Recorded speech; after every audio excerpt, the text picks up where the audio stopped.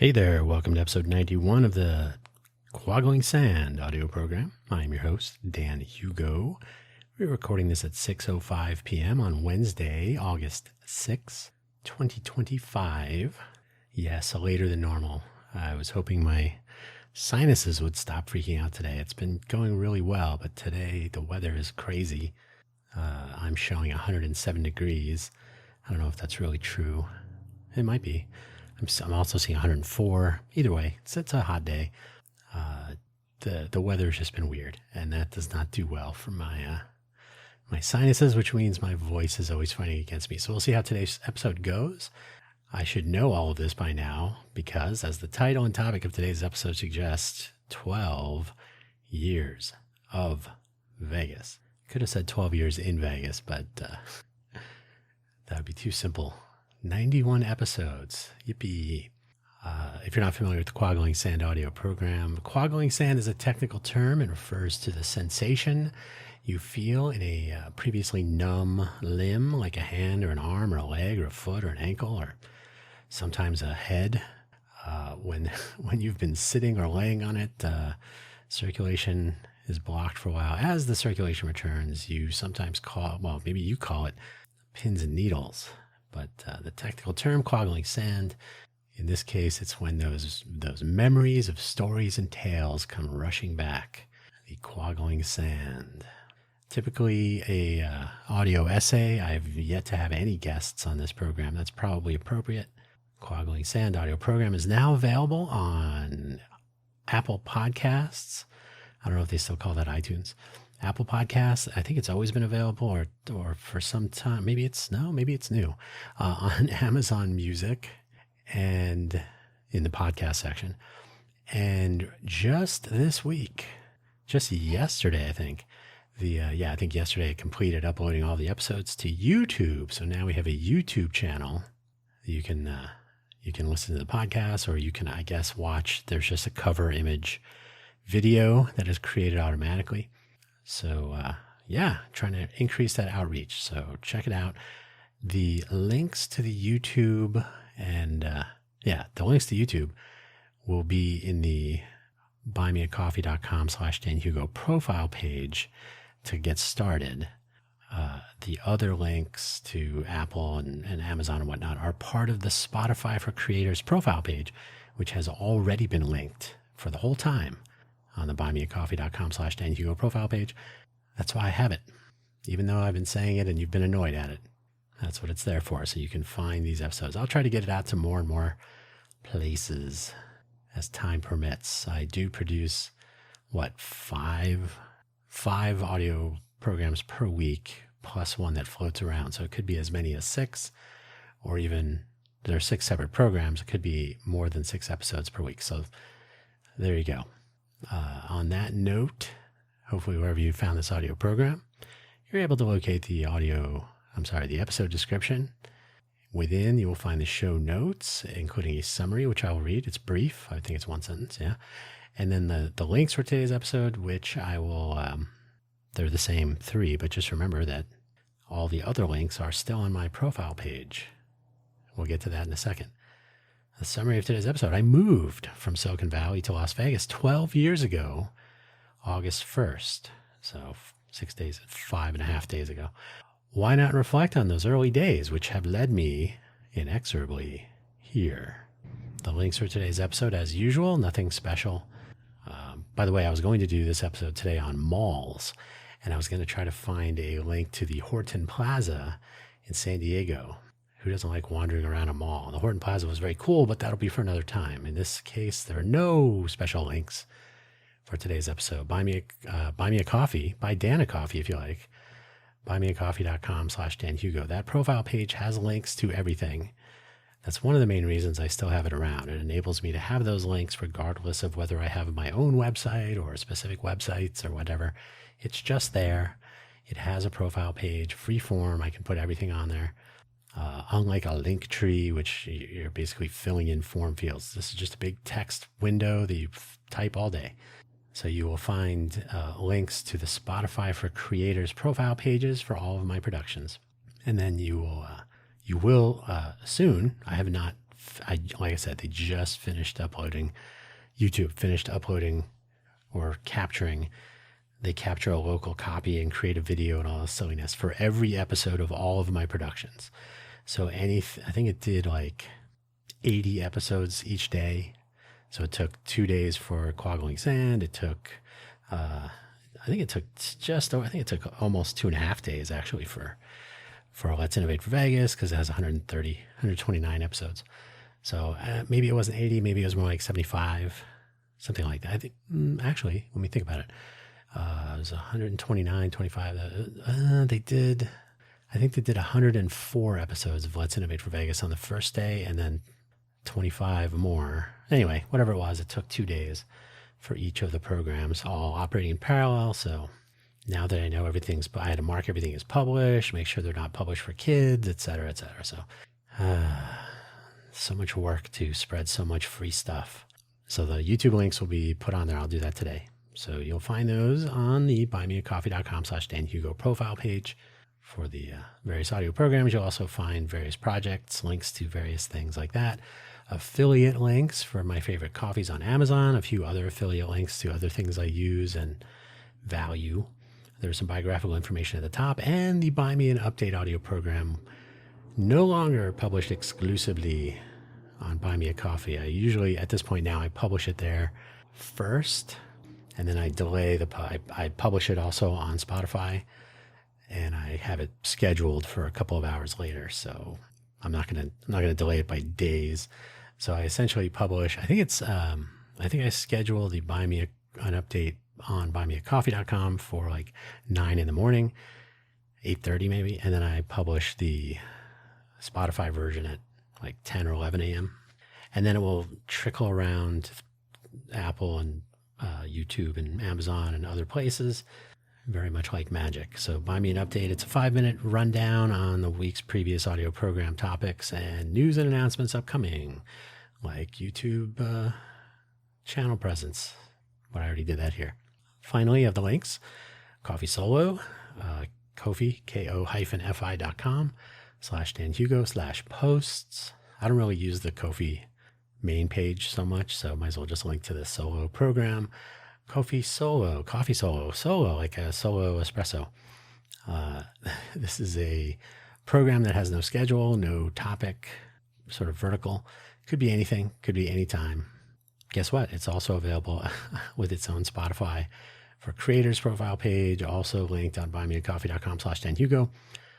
Here, I think I published the Ko-fi.com version of the audio immediately, and then I schedule the Spotify version for like, I don't know, a couple of hours later.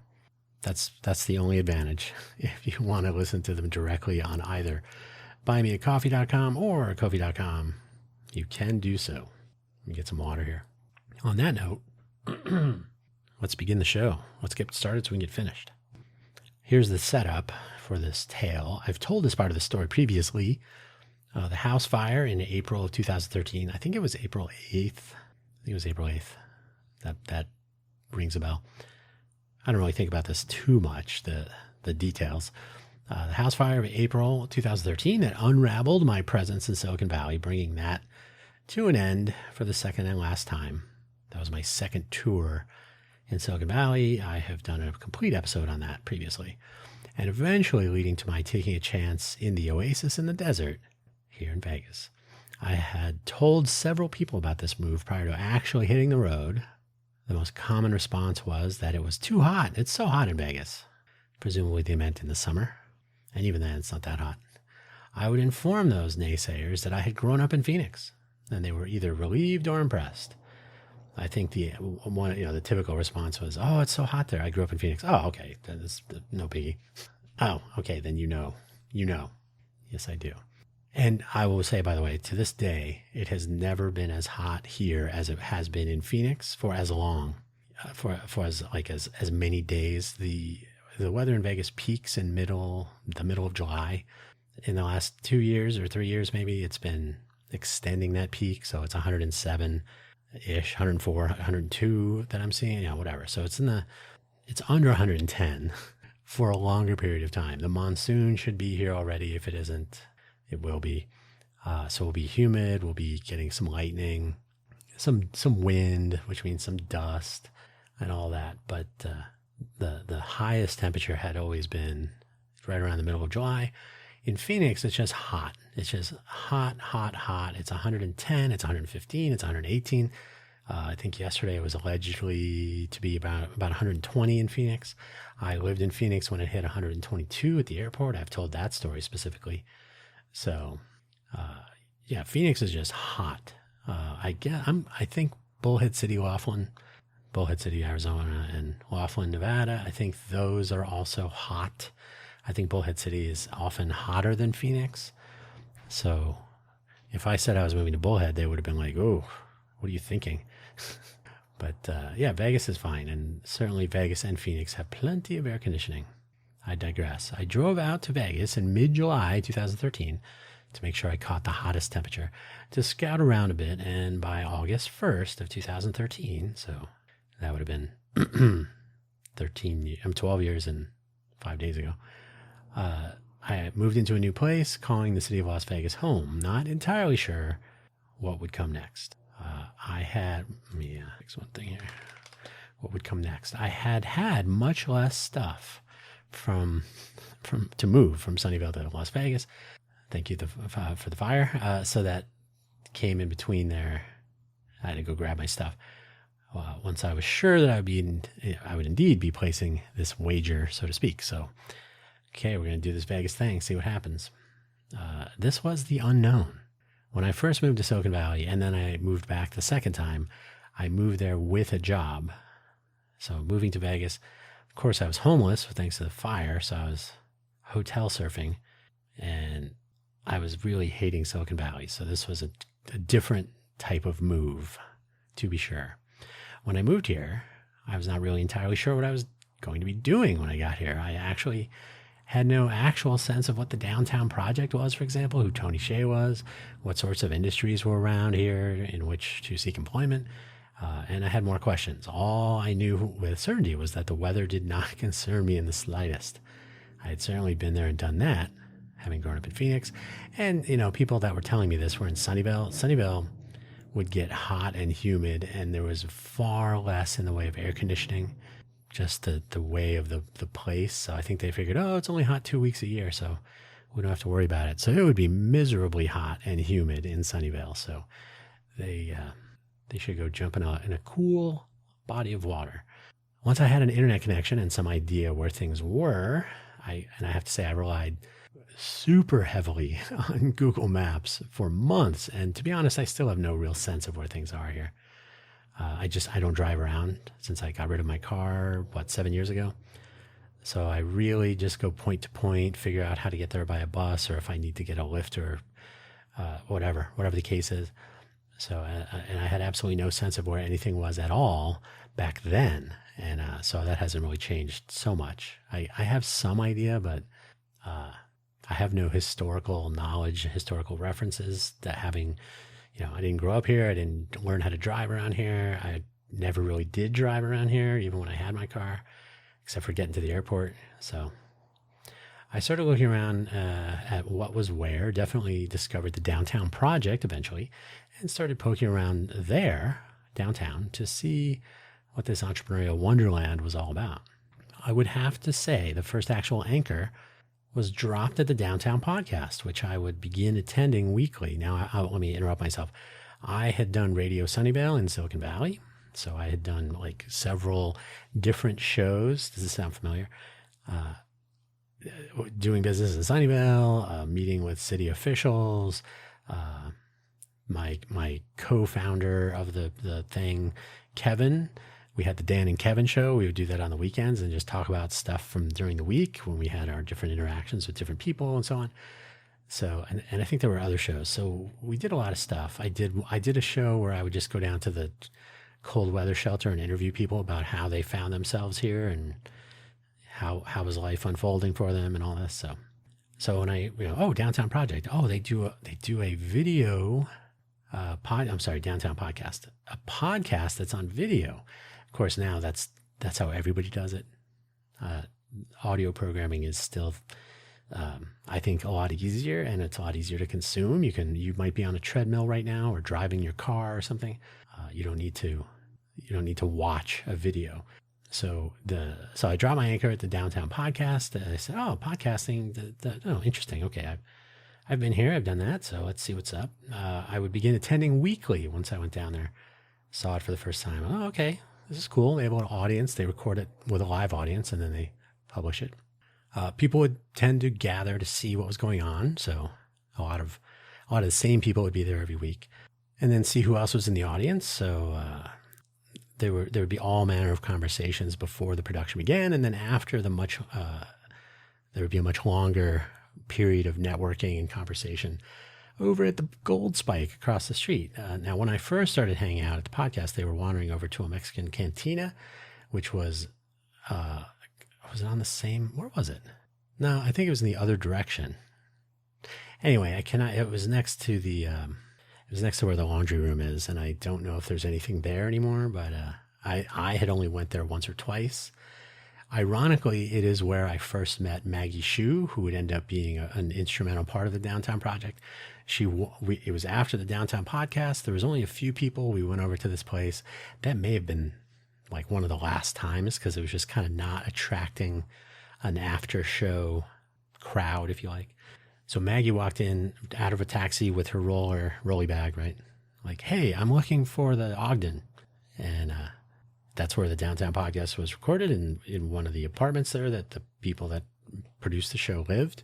So I was like, "Oh yeah, let's all head over that way anyway. Why not?"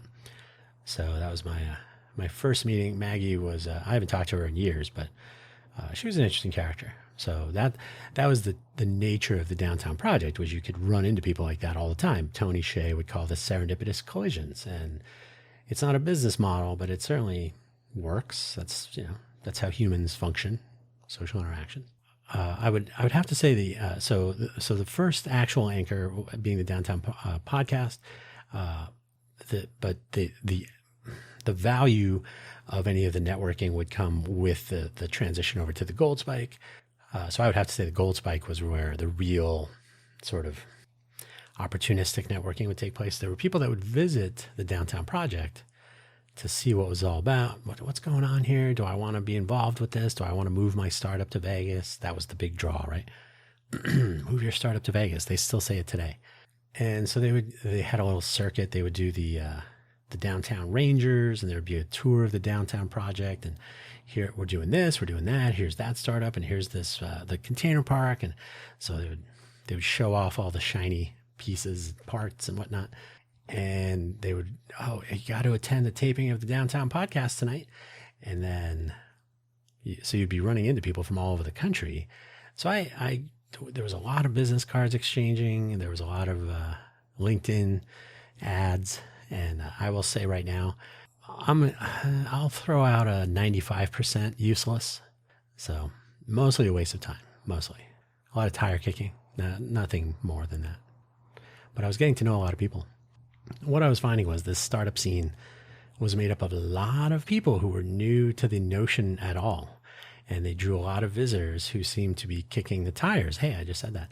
It had the feeling of a honeymoon period with so much optimism. Now, I will say, in 2013, I think I don't know the exact timeline, but there was supposedly a 5-year plan that was just getting started. So I don't know if this was the first year of the 5-year plan, or if they were like we're going to start the first year, but so there was like a year or two of pre-planning for this, or whatever the case was. But it was I always say that the Downtown Project was just starting to bloom when I got here. Not because I just got here, but so the flower was blossoming of the Downtown Project. So it was still early. There were a lot of people coming through. It's getting a lot of press.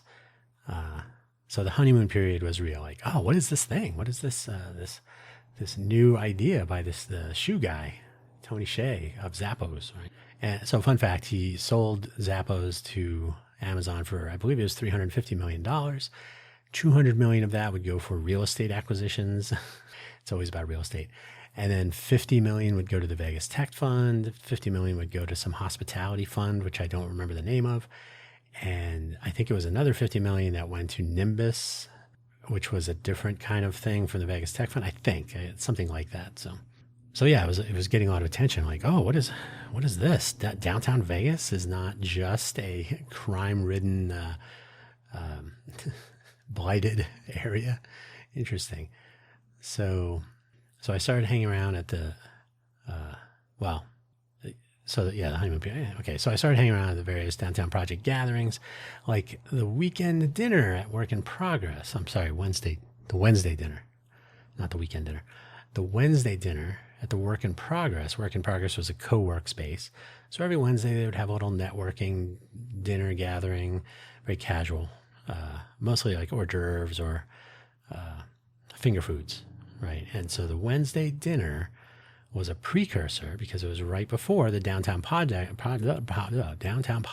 would begin to record. Let's say the podcast would record at like 8 o'clock or something. So dinner, come down around 5 or 6, probably 6.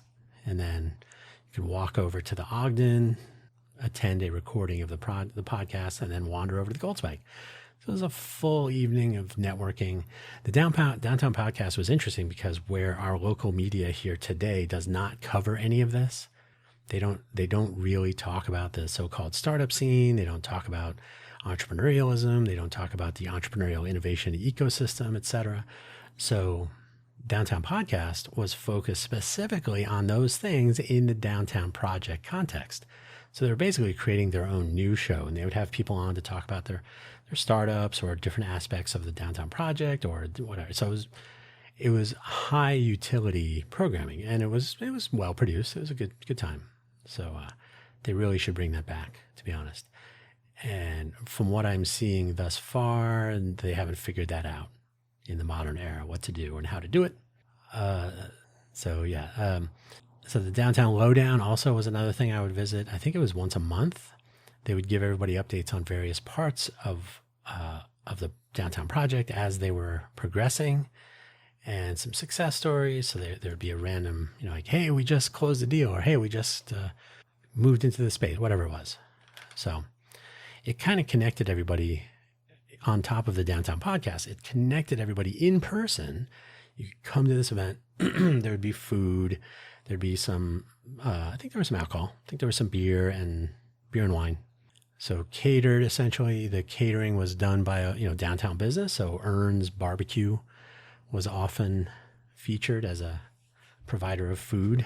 Was it Big Ern's? I think it's Big Ern's Barbecue. Not sure if he's still in business. I just saw yesterday that Pinche's Tacos in the Container Park, which is where Big Ern is. Big Ern's Barbecue. Well, it doesn't say it's permanently closed. Oh, it is. Okay, so Big Ern's is closed. Pinche Tacos is closed. So basically, this is the denouement period is over. So big businesses from that time, even the hospitality businesses, were not necessarily on the stablest of ground. Anyway, there are lessons to be learned from this as well, as I'll get to. So yeah, the Downtown Lowdown, the Wednesday dinner, the Downtown Podcast, and there were some other things. There were other gatherings that were a little bit more than just hanging out, although they eventually devolved into just hanging out. And of course, because everybody was geographically proximal, right? Everybody either lived downtown or very near downtown. So there was always like an 80% chance you're going to run into somebody. So like a college campus feeling, right? I started to get some notoriety as more people learned that I had relocated from Silicon Valley to Las Vegas. So this was, I was like moved into my place August 1st, kind of getting the feel for things. I had only lived here for like 2 weeks at that point. So end of August, we're entering September. I think I had attended one downtown podcast, sort of anonymously in the back. And I was like, oh, okay, I get it. Interesting. Started looking around at what, just what was going on. And then I started going to the downtown podcast regularly. So, say November, I was kind of hitting the stride. I was not part of the downtown project though, which did raise some eyebrows. Oh, so why are you here? I live here. I live up in there. Oh, okay. Oh, so not suspicion, but just more like, some people just assumed you were either part of the downtown project or thinking about becoming a part of the downtown project. Their interface to the locals didn't really exist, so there wasn't much outreach, which we'll talk about as well with the UNLV stuff. So they really didn't reach out locally so much as reaching out domestically, I guess. They would rather talk to people from Austin or Silicon Valley than other people from Vegas. So that's probably broken. But I only lived 12 miles north, so it wasn't a big deal. And with my background and experience, you moved here from Silicon Valley. My proximity did not enter the conversation so often. So I was like, oh, okay, well, normally we're, you got to be downtown. One person literally said, I don't really care about stuff that's not downtown. I thought that was problematic. I was always around meeting new people, though, so I was doing the networking. The Tony Hsieh factor drew some celebrities and well-known entrepreneurial types. There was a lot of buzz around the possibilities for startups that would relocate to or start up in the downtown project geography. And while some of this press could describe this notion as a socialist experiment, they did. A couple. It was most definitely capitalism in action. It wasn't socialist. This was, hey, we're going to invest with a convertible note in your startup, and if you don't make it, then we'll acquire your assets. They will become ours. This was especially true with some of the early hospitality plays. The one that I know the best it was a place called the Boozery. It was in the Container Park. It was a bar. Convertible note. They weren't cutting it, so Downtown Project took them over. Became Oak and Ivy. There you go. There was no discussion. You're done. We're changing the name. See ya. So that's the way it was. And so some of the startups had similar experiences, except that they just kind of folded everything in or just chucked everything. Who knows? Who knows what they did with a startup that was trying to make what's the shiny campers? Airstreams. There was an Airstream startup that was basically, hey, we're gonna sell people Airstreams with a what's the vehicle? Some sort of an SUV. So they had this paired vehicle Airstream camper ready to go, and some sort of a turnkey travel plan. I don't know what it was, but that was a whole startup. I don't know if it actually died outright, but eventually there was there were some tiny homes and Airstreams that were filling up a little lot. And Tony Hsieh moved from his penthouse at the Ogden to live in an Airstream. So I guess that's what happened to those Airstreams or something. So yeah, you moved from Silicon Valley to Las Vegas, and that did definitely get me some notoriety. So I would always ask about these things and find out who was doing what and all that stuff. So it was definitely not socialist. So capitalism all the way. The Vegas Tech Fund was looking to connect investment with startups to make money, and any notion of a handout was just like the terms were very liberal at first, but then, there was an end. And if you were not able to convert your startup into something, then you would be converted into a former startup entrepreneur. But the college campus feel spread across what was alleged to be the llama-shaped outline of what the downtown project was aiming to encompass was basically the nature of the setting. So capitalist, not socialist, college, or maybe a college town feel to it, where that was not. So can you sprinkle that on top of a city and convert it? I prefer to think of it as like a temporary setup. Like the people that were participating in the downtown project were visiting the downtown Vegas culture and smell remained. So this was kind of bolted on, and then it wasn't self-sustaining, right? So you can always tell when an ecosystem is not intended to be when you stop watering or you stop powering the thing you're trying to make it, then it goes back to what it actually is supposed to be. That's called a climax community. So if you plant trees in the desert, you have to water them, and you'll have trees in the desert. And if you stop watering them, you'll have desert with no trees. So that is what it is.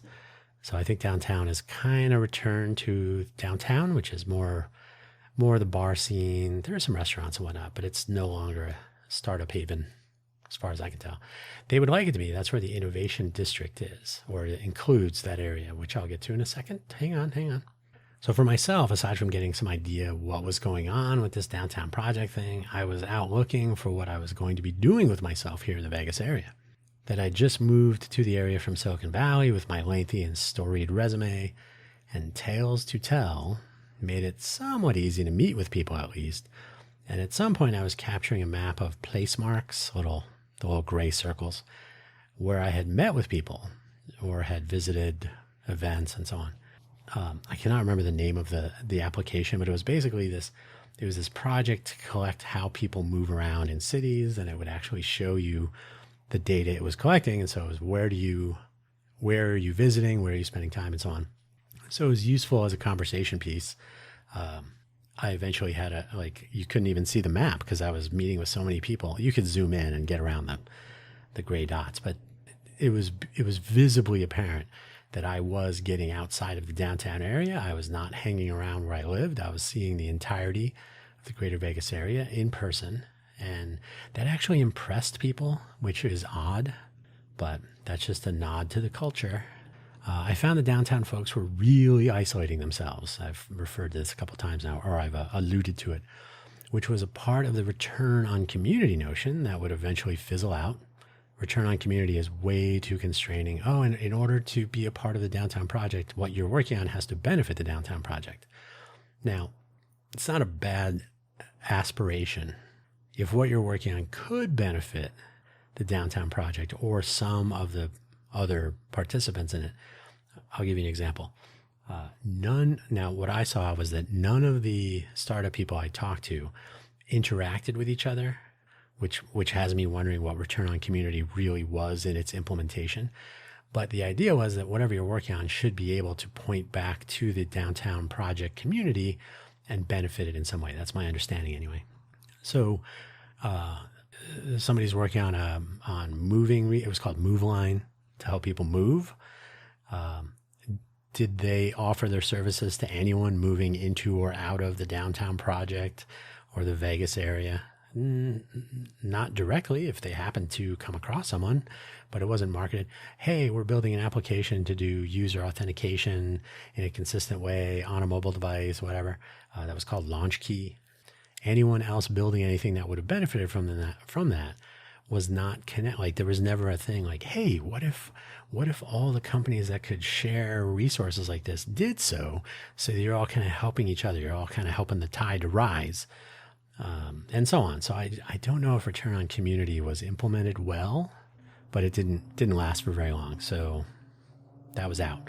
I think it was a mistake to focus entirely on and restrict attention to the downtown project geography and participants. But that was a long time ago, and I don't know that anyone learned anything from that approach. I myself was wandering over to UNLV, for example, checking out Henderson, and of course interacting with the various startup people across many verticals, not just in my interest area, including the restaurants and bars downtown, everybody. Like, how does this work? How is it working for you? And I got a lot of inside baseball at the time. I cannot recall precisely, but I had received an invitation while at the Downtown Podcast production to attend a meetup called T-Ban. I don't remember if it was before I started Intel or after, but I think it was before. So that's what I can't remember exactly. The Technology and Business Alliance of Nevada, which had lofty goals and interesting discussions, to be sure. But I believe it has fizzled out in recent years. I don't see any evidence that they're continuing to have meetings. I did meet several interesting people, though, and had ongoing conversations for some time after the 2 or 3 times I did attend their gatherings. Those conversations also fizzled out, though sooner than did T-Ban. I think I saw something about T-Ban in 2020. I did a quick search for like last sighting before I began recording this episode, and I think 2020 was about it. So I don't know if the pandemic did them in, but I don't know. Well, I'll tell you what it is. T-Ban, from my impression of them, I didn't meet every single person. I just got a kind of an overview, and I think I know I attended 2 of their meetings. There might have been a third, so I didn't really have a deep sampling experience to get a true sort of impression. But my sense was that people were either there just to see what was going on, or they were there with a very specific agenda about something that they were working on. So it wasn't really about rising tide lifts all boats. It was more like, how am I going to benefit from this? Or is this going to screw me over? So I never got the sense that there was like a teamwork drive going on. It was really more of a, I guess I should go to this thing and see if, just so I know if things are just going to fall out from the bottom. If the bottom is going to fall out from, yeah, something like that. So yeah, T-Ban, probably dead. Probably a harbinger. Then there was the UNLV connection as a result of meeting with more people through T-Ban and elsewhere. So I did meet 2 people at T-Ban. One, I was sitting next to one of them, and then we had an extended conversation after the lunch was over. So these 2 people were really interested in UNLV. They were both heavily involved with the alumni boards or whatever. So through these people, I had a meeting. Well, we'll get to that. I began to ponder some of the gaps I was noticing and how maybe we might address them. We being, hey, I live here. Let's see what we can do. So maybe this was my systems thinking, my experience in the real innovation culture of Silicon Valley, or maybe just pointing out the obvious. Hey, that's not working. For example, the downtown project was not connected in any meaningful way with UNLV students. So there was no obvious talent path from school to this startup scene. And I had that conversation explicitly, so I know what I just said was true. To this day, I point out in any conversations about downtown project, and one of the things that I think did not go well, it was that there was a strong attraction message directed to entrepreneurs. So there were founders headed to downtown Las Vegas to follow their aspirations, but there was no corresponding outreach toward or attraction of related talent to enable startups to flourish. In other words, the way I describe it is, you're in a room full of startup founders, and somebody says, and actually this did happen, although there wasn't a call to the room, but someone who had started a company here said, hey, where would you look to hire people here? And I was like, that is a problem. So in the room full of startup founders, you say, hey, does anybody want to work for me? And everyone in the room is like, no, I'm doing my startup. So the downtown project was really leaning into drawing founders, but not building up a talent pool, people who could work or be part of startups. So the non-founders. Right? So without building a path to UNLV or from UNLV, making those connections, they were just kind of leaving it to chance. Like, oh, I don't know, maybe people will just show up like magic. Who would work at these places for the entrepreneurs? And was the question. I reached out to the Dean of Engineering at UNLV through one of those 2 people I mentioned from T-Ban and posited the notion that they could institute a clinic program similar to that which we had at Harvey Mudd College, which would enable startups to pay for student consulting of a sorts, consulting time in the form of a sponsored senior project, which is how they ended up implementing it for credit at school. So you get credit for working on your senior project, except it's actually a senior project for an actual company, and they're paying the school for the resources and so on to bridge the talent divide and introduce students to the startup world. They love the idea. They attempted to implement it, again, as a senior project. Although technically, because it's a public university, the Board of Regents said, oh, no, you can't use school resources for private projects. They become the property of the school. So I don't know how they worked that out eventually. It was a long and winding road, and it eventually failed miserably by all accounts. I don't know why I didn't see that coming. Luckily, I was no longer spending time on it.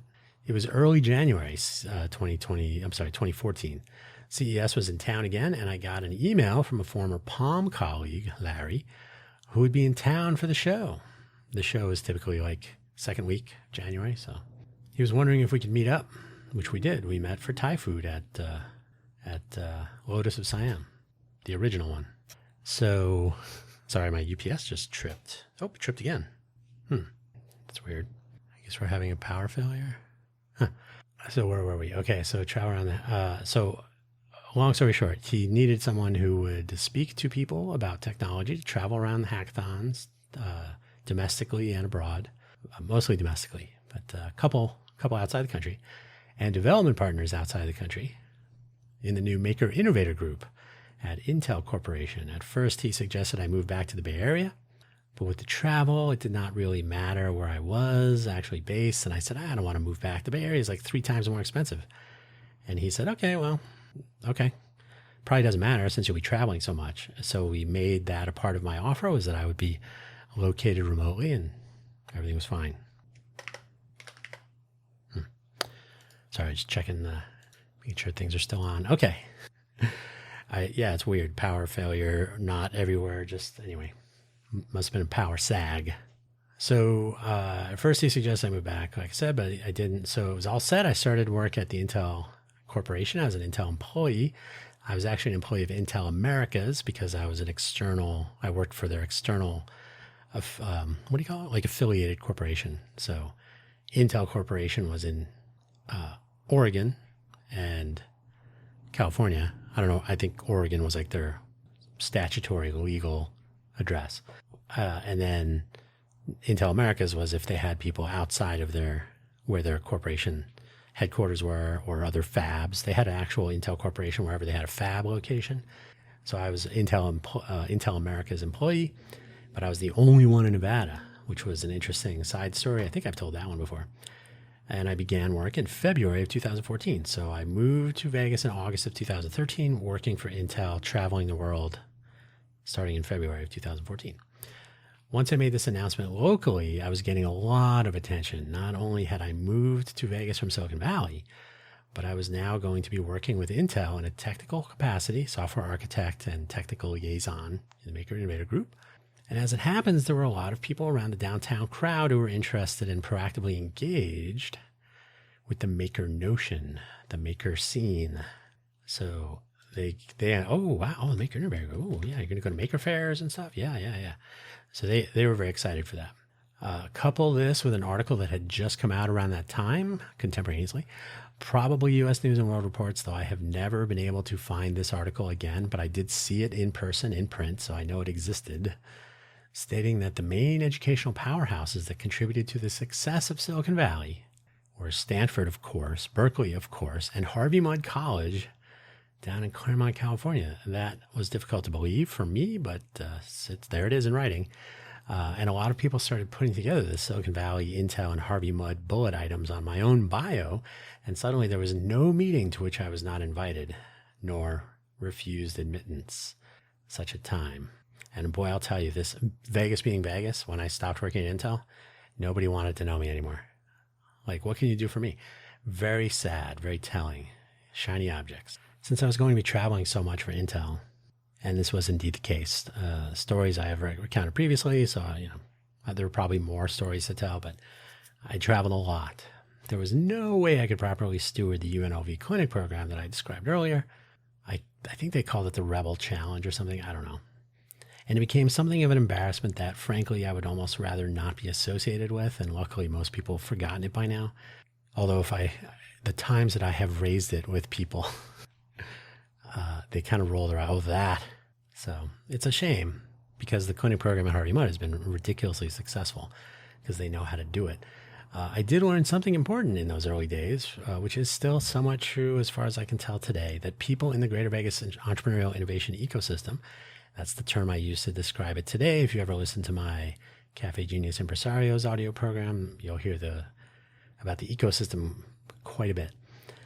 They are not necessarily savvy when it comes to the innovation part, nor cultivating a culture of innovation, which is an essential part that has gone undone here in the Greater Vegas area. A lot of the old school thinking I run into rather than outside the box thinking that you really need to call yourself an innovation ecosystem. This remains true from what I can tell, and it will make the hill steeper to climb. But what do I know?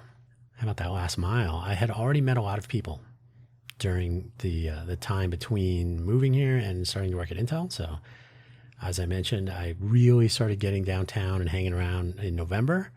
Started work in February, went off to Ireland for a month in March, 5 weeks actually. So there were stories and there were, hey, how's it? Are you in town? Anytime somebody would contact me, I would get a text message. Are you here? Are you in Vegas? So all of my connections knew that I was always traveling. They were always fascinated by what I was up to and all this. Very interesting and lots of seeds for conversation, which is nice. One person who was leaving Las Vegas to follow his employer as they moved to San Antonio. This was a couple of months in. I had just been working for Intel I was back from Ireland, but it's probably before the summer, maybe around the summer of 2014. What was his name? Dylan. Took me to dinner wanted to know why everyone he spoke to in the Downtown Project community seemed to know all about me. Who's Dan Hugo? Why does everybody know who Dan Hugo is and what he's doing? Even though I had only been in the downtown area for about 3 months at the time. He literally said, I was part of this for 2 or 3 years, and not everybody knows me. I couldn't run into someone who hadn't met you, talked to you, knew who you were, knew what you were doing. It's like, how do you do that? And I told him it was pretty simple. Never say no to a meeting or a gathering. Ask questions, tell stories, be involved, show up. Maybe it helped that I had stories from beyond the Downtown Project geography. I was from Silicon Valley. I wasn't on the Downtown Project timeline. I just got here, but I have, that would have been like a decade of experience in Silicon Valley and doing startup ventures and so on. As a technical person, I didn't come in with a money clip and try to impress people. I just said, yeah, I was in Silicon Valley. I did this and that and the other thing. So that piqued people's interest. Maybe it helped that I just didn't stop talking about it. But I think you got the idea. I think it was like, so you just have to not be shy and introverted. And I am not necessarily an extrovert, but I do, I like interacting with people. If there's something to be had from it, I was going to say I don't really get up on stage and perform except when I'm doing open mics. But generally speaking, I don't visit with people on a transactional basis. I'm there to see what they're doing, what I'm doing. What's going on in this place was the real goal, right? I just wanted to know where I am, who's around, get to know people. The other aspect of that, though, was that the people who were flocking to the Downtown Project to pursue those aspirations did not do these things. They did not see these things. They did not understand these things. They did not say, like, how do you get to know people? Really? How old are you? There were a lot of entrepreneurial reflexes that did not seem to be tuned here. A lot of beginners. And I also noticed that there was a lot of talking to get them to move their dream here, but then not a ton of talking after. So I mentioned the downtown lowdown and the work in progress. One of the people I spoke to, so I heard this explicitly from more than one of the startup people I spoke to remain nameless, of course. One of them said it very explicitly. I was told there'd be like mentoring, and there was none of that. So, a lot of people, that they were told a lot of things before they decided to take the plunge, and a lot of those things were never happened. They never materialized. So I took to calling this the last mile. Basically, the stuff these people needed to make it from moving to Vegas to being able to function in startup mode, that getting here, and then there was that last mile to reach sustainable function for at least 2 years or whatever the going rate is for a startup. 2 years is probably reasonable, especially if you're in an entire community that's trying to foster a startup success rate of some sort. This was essentially left to chance, though, and I heard a lot of frustration and disappointment about this. To be fair, entrepreneurs are entrepreneurs. They are supposed to be entrepreneurs anyway. They're supposed to treat gaps and pain points as though they could solve them. They are things to solve and get around or like deal with, but you don't just, they don't wait to have them solved for them, right? You get around it. You fix it, you solve it, you get around it, whatever it is. And there are certainly others in a similar situation around you. Ask questions. Oh, they don't know how to do that. Talk to them. Oh, no, that's also a new idea. But still, there was that last mile that was left to chance. And I think this is one of the reasons that a lot of the startups who did take the plunge never actually had a chance. So the last mile was left to chance, but they didn't actually have a chance. See, okay. So make sure that got home. So today, first of all, it's difficult to talk about those times with people because a lot of people want to forget about the Downtown Project. They love Tony Hsieh. The Downtown Project is something of a stain. But I do have this idea for a Downtown Project retrospective to see if any of the refugees from that era, and it was not long ago, basically 2013, 14-ish to 2018, 19-ish, so that 5-year window, 5, 6, 7, somewhere in there, something like that. They went through growing pains and celebrity and a couple of success stories and some failures and some of those convertible notes getting called in and business names changing and ownership changing. Yeah. So Downtown Project is sort of a memory. I think it still exists as a business entity, but nobody really talks about it anymore. But a retrospective would be interesting because the collective we, if you live somewhere and you can ask people, hey, what went on this big burning or this big burn mark on this flat area here? What happened? And if everybody's like, oh, I don't want to talk about it, then you can't learn. So hopefully it's long enough so that people would be willing to share. I know when I first brought this up a year and a half ago, people were like, oh, I don't want to deal with that. It's too painful to think about. Like, wow, crazy. But to try to learn from that time and apply it to the present. Mostly, I think some of the same mistakes are being made with this time, made this time around, without anyone actually looking at this place, but in that time. So again, they're not looking at the burn mark and saying, what happened? They're just like, oh, burn mark. Yeah, I'll just step over that. Most, if there's a research study, I've talked about these in the Impresarios audio program. There are ecosystem studies. There was just one completed at the beginning of June, I think, by an agency here at the UNLV, at the university, looking at the entrepreneurial landscape for Southern Nevada. And they did the same thing that they did in another entrepreneurial ecosystem study from 2023. They look at other cities for comparison. They talk to a set group of people that all know each other. So you get selection bias and you get warm introduction bias, which is just selection bias. So yeah, you're going to get the same sorts of stories. Everybody, oh, this is the best thing since sliced bread. And if you talk to other people outside of that selection group, they'll be like, oh, I've never been to that, but this other thing is better. But you're just going to get the same people who know each other when you follow that path, which people do here because they don't think outside the box. Okay, I'll get off my soapbox here. So some of the same mistakes are being made, I think, and they don't look at this place, but at that time as a comparison to this place in this time. Most look at other cities and their startup scenes, their entrepreneurial momentum and so on, and they try to compare that way, completely ignoring the fact that there is a case study on the same acreage downtown that just has to be done, right? There's a whole population of people who've been there, done that. They've been here and done that. What could we learn from that? And my sense is that Vegas doesn't have that mindset. Collectively, there may be individuals that do, but collectively, they just think, nope, forward is the direction. I literally had someone tell me that looking back is a waste of time. I hope she doesn't drive. I think the pandemic, she was a business consultant, by the way. I don't know. I think the pandemic and its impact on the fun economy, that's trademarked by the UNLV Office of Economic Development, by the way, February of 2025, it was granted. So the pandemic had an impact on the fun economy much worse than now, but everybody's freaking out now because tourism is down by 11% or so, 10, 12, 14%. I think it's 11-ish is the number that's being thrown around. Has led people to make panic decisions about economic diversity. That was the pandemic. We can't be just a tourist destination. We have to be the next Silicon Valley. And as I've seen since I got here, hype is usually what people rely on. The Strip is a lot of shiny objects. That is what Vegas is. But it is still powered by people losing. That's what people don't really think about. Do you think Vegas Strip is powered by handing people money? No, the money's flowing the other way. Never forget that. So this is a culture of taking or capitalizing on loss.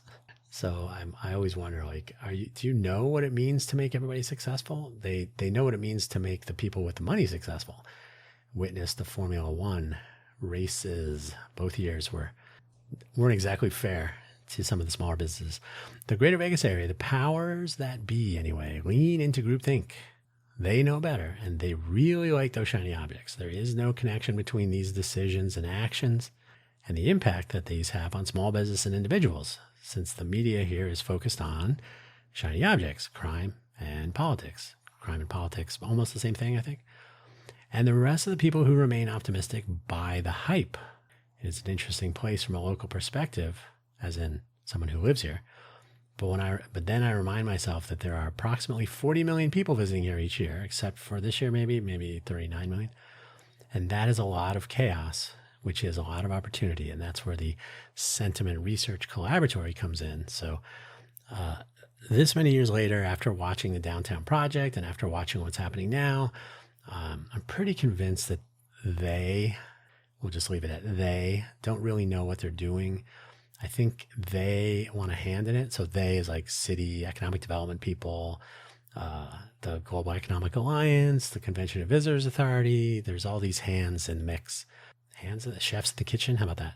And they all have their interests and they all have their momentum behind the way they've done business. They really want to attract bigger companies to relocate here, even though they talk about a startup scene. They really don't know what to do with that. There's a tremendous opportunity for engagement of those 40 million people. So focusing on, so what you'll end up with is, hey, there's this new thing. A company is starting in North Las Vegas or Vegas, and they're going to employ 50 people. And you're like, oh, okay. But that's going to be the size of the company. It's not going to, it's not going to grow to be 1,000 employees. You look at the Strip, and I think the number I saw just recently was 157,000 employees work on the Strip, just the Strip. Why? Oh, because there's all those tourists so like we'll call it like 750,000 people come here every week, maybe more, but something like that. And a lot of them go to the Strip or the convention centers or some of the other outlying nature areas or whatever, but that's a lot of people. And so there's a lot of opportunity to interact and engage with those people.